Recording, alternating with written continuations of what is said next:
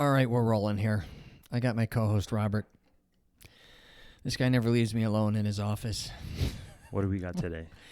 I got a subject matter here. Surprise me. Yeah, for sure. It's called Do You Overvalue Things? I do not. I think we all do. Is that right? I think this is something that we all go through in our life, how we overvalue what we have and we devalue what others have. Right? Okay. Especially when you go to purchase and sell, and I think you live this in the real estate game. Right? Everybody's house is, in their eyes, worth way more money, but then when they're going to buy a house, it's not worth 10 cents. Yes. Right? But I'm not going to get into that today with real estate. What I'm going to talk about just in life in general is how sometimes we overvalue things that we chase.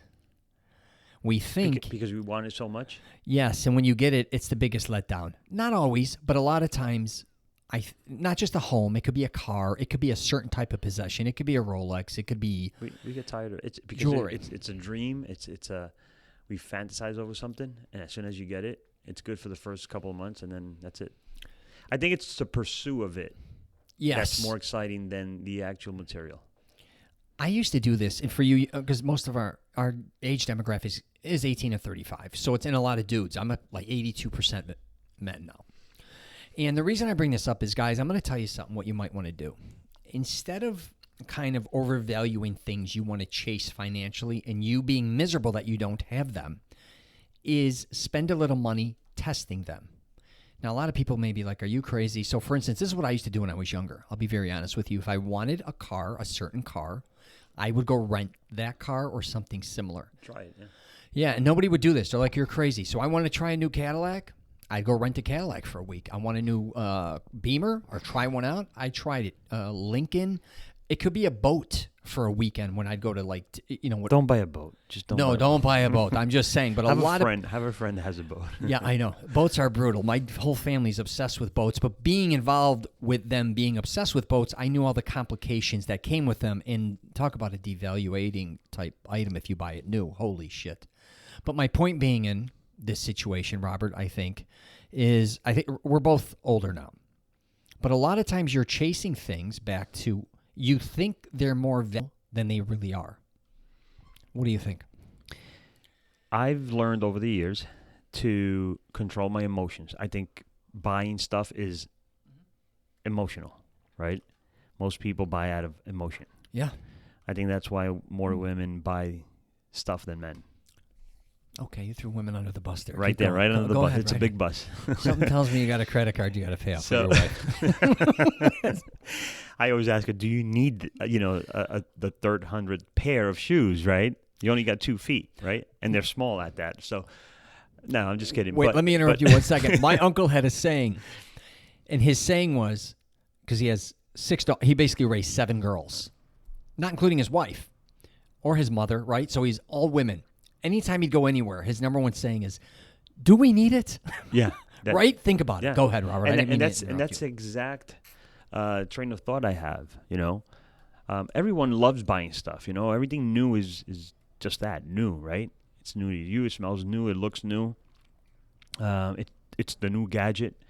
You know how much shit I've bought for filming and GoPros. You're preaching the choir on that one. Dude, I got shit and I look at it and I'm like, I shouldn't have bought this. I really didn't, need it or use it at that. But anyway. Endorphin. And I'm pretty good at that. At really asking, do I really need it? Right. That's really the question. I grab whatever I want to buy and I look at it and I meditate, or even if I go on Amazon, I put it on the wish list first. Not just go ahead and buy it. Just put it on the wish list, right? And kind of meditate on it. Let it sit there. Come back a couple days later. My emotions are different. Let me see what, and look at it. You know what? I really don't need this. You're a shopper, not a buyer necessarily. Of course you buy, but you like shopping first, right? Yeah. Let's call it for what it is. And I think I can experience, I can have a virtual experience of having that product without having bought it, if that makes sense. Yes.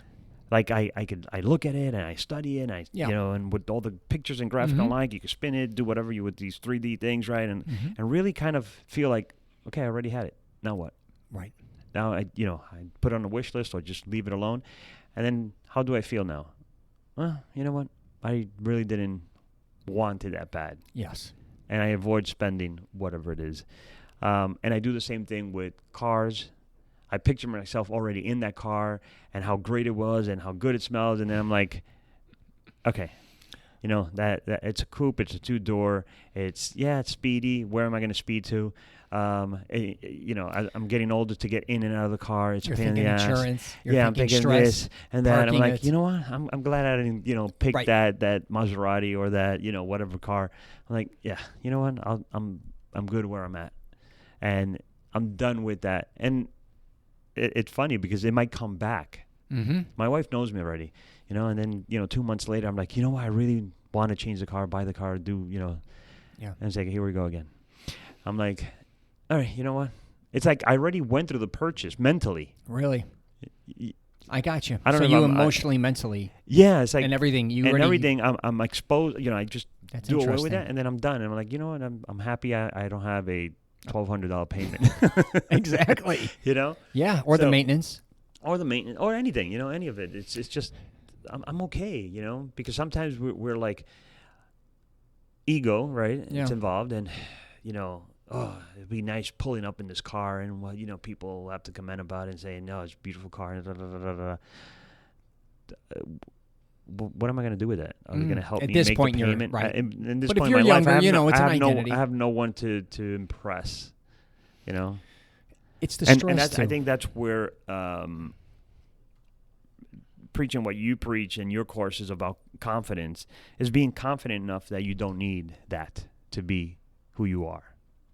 Yeah, and if you want to get it, God bless you. And if you have money, if you can for afford sure. it. Now, what I tell the younger guys is, if you have some money to spend on something, invest the money, and whatever proceeds you get from that, what the profits you get from that investment, spend that portion, Gotcha. but not your main capital. Yeah.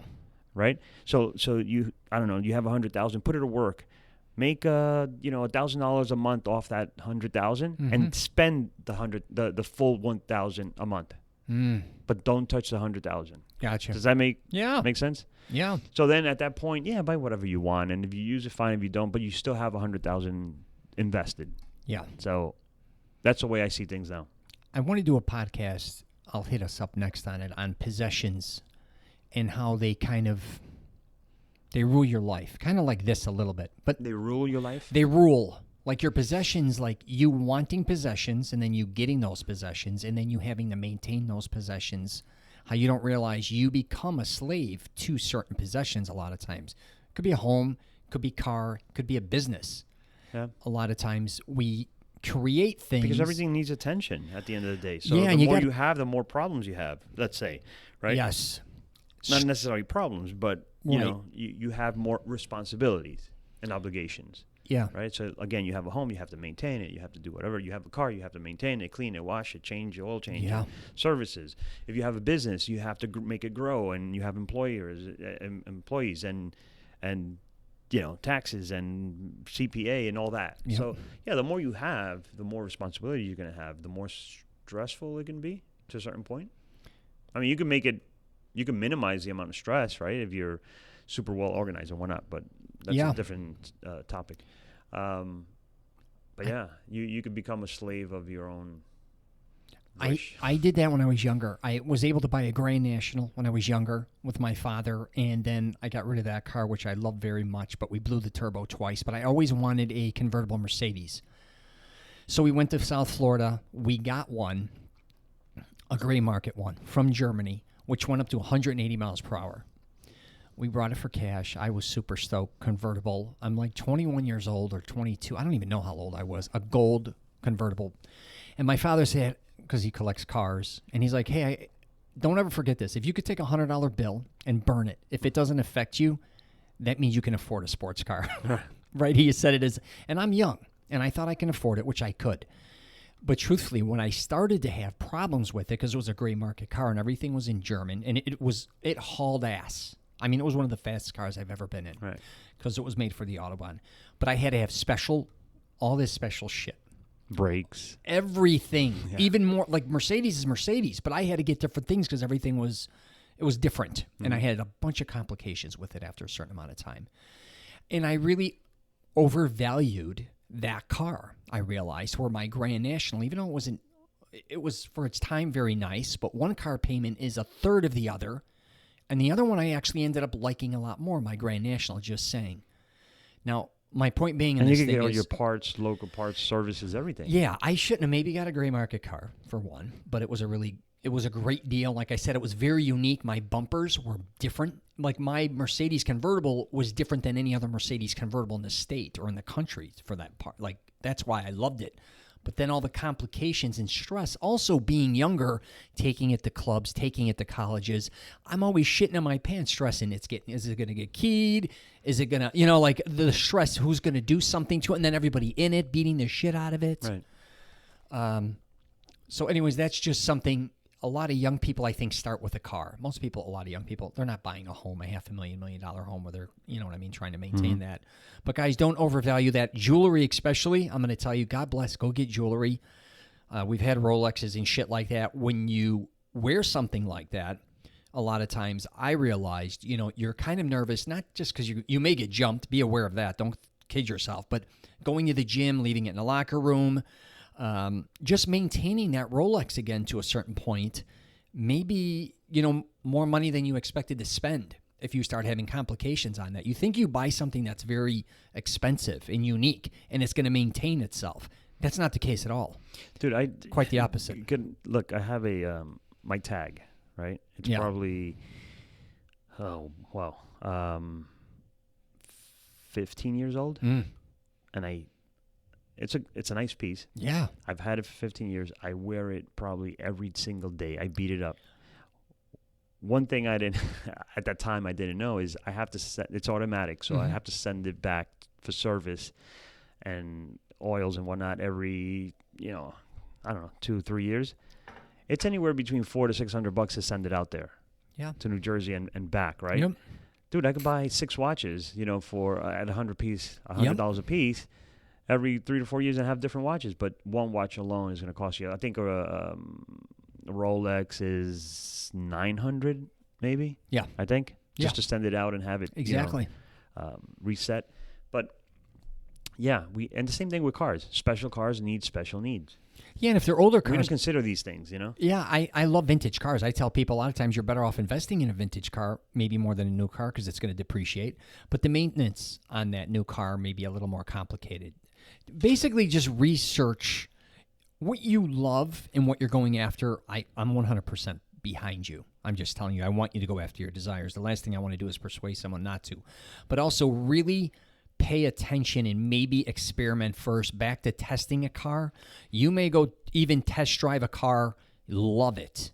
And if you do love it, and it's expensive or whatever, go rent it again for a week because I'll bet you after renting it for a week, even if it costs $1,000 to rent it, people are like, I'm not going to rent an expensive car. I'm just going to buy it. I'm like, if you're going to buy, cheaper to rent than overall in the long run, yeah. After test driving a car down the block and coming back, it's bullshit. Go rent it. Go drive it for literally 7 days. At the end of the 7 days, I'll bet my ass you're going to not want to buy that car most likely, or you're going to want to test another car. That's what's interesting. So say you rent the Maserati. Or realized it wasn't what you thought it would be. Exactly. Once your friends look at it, once you all test drive it, and once you go out a few times for dinner and all the bullshit, then you're like, you'll realize very quickly, hey, maybe this is a little more complicated. I thought driving a stick shift would be badass, but how am I supposed to text and drive at the same time? I'm just kidding. I'm just kidding. but I'm just saying, like, a lot of guys I know are like, I want a stick shift and I want this. I'm like, until they do it, I'm like, you like that? Then they're like, are you crazy? I can't text. Yeah. Right.